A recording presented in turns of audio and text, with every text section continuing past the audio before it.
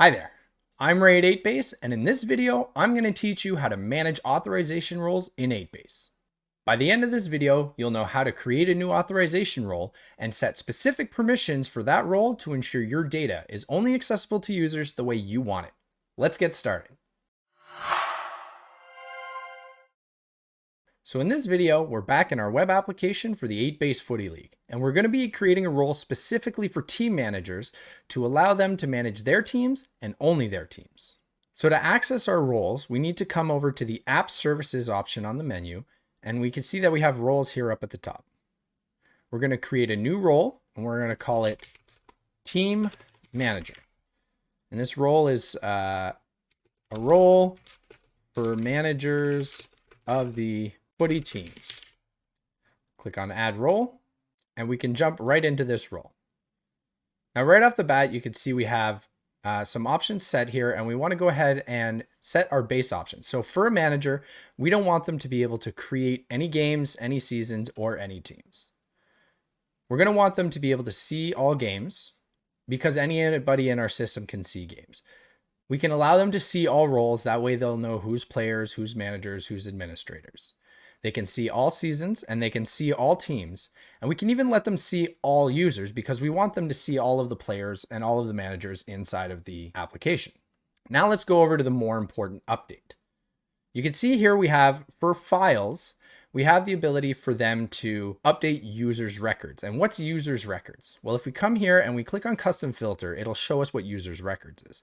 And it's when the created by ID is equal to the logged in user, which would be the manager. So we want them to be able to update their own files. That's fine. In terms of games, at the moment, let's say we don't want them to update any games. We only want administrators to be able to update the games. So we'll say they can't update any game records. They're also not allowed to update any role records. We don't want them updating any seasons. Here's where we get to some important tables for in terms of updating.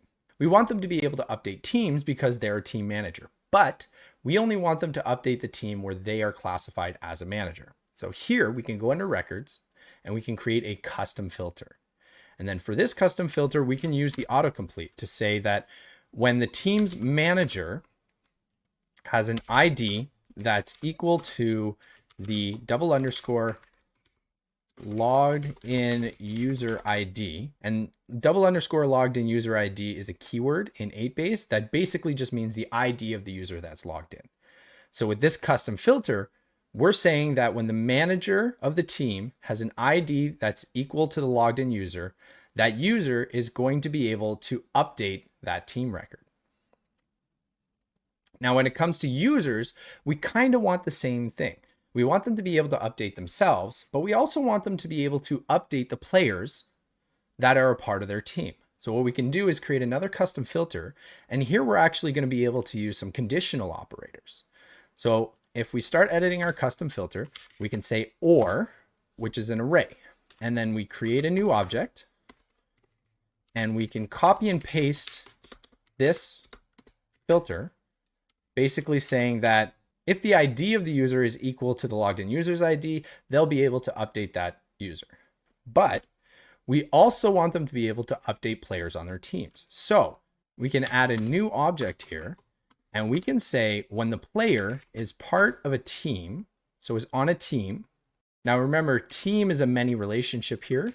So we can say some. So if at least one of the teams that the player is on has a manager whose ID is equal to the currently logged in user, then the user logged in will be able to manage that user record.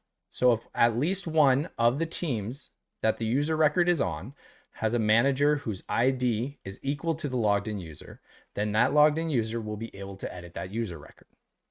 We click on save, and the manager now has the ability to update the players that are on their teams. In terms of delete, we don't want them to be able to delete any files. We don't want them to be able to delete any games, any seasons. We don't even want them to be able to delete teams because we want historical records of teams. Now, let's say we want to give managers the ability to update the scores for the games that they're a part of.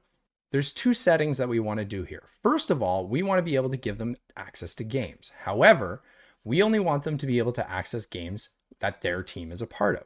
So for a game, we can say that, use a conditional or operator and say that if the away team has a manager whose ID is equal to the logged in user ID, or if the home team has a manager whose ID is equal to the logged in user ID, that user can update that record. So that manager will be able to update the team. However, we don't want a manager to be able to update everything of a game. We only want them to be able to update the score. And this is where the field access comes into play.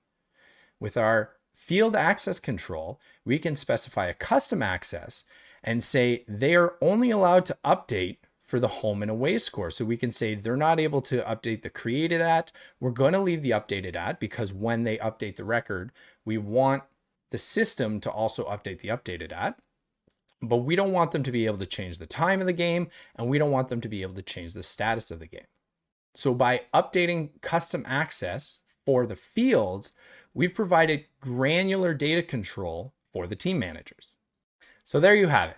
You should now be able to create and manage the permissions for the different roles your web application needs. Please like and subscribe for more Academy content. Check out 8base community to connect with other developers using 8base, as well as 8base engineers. Links to the 8base documentation are below, and be sure to check out 8base Academy for more learning. Until next time, happy developing.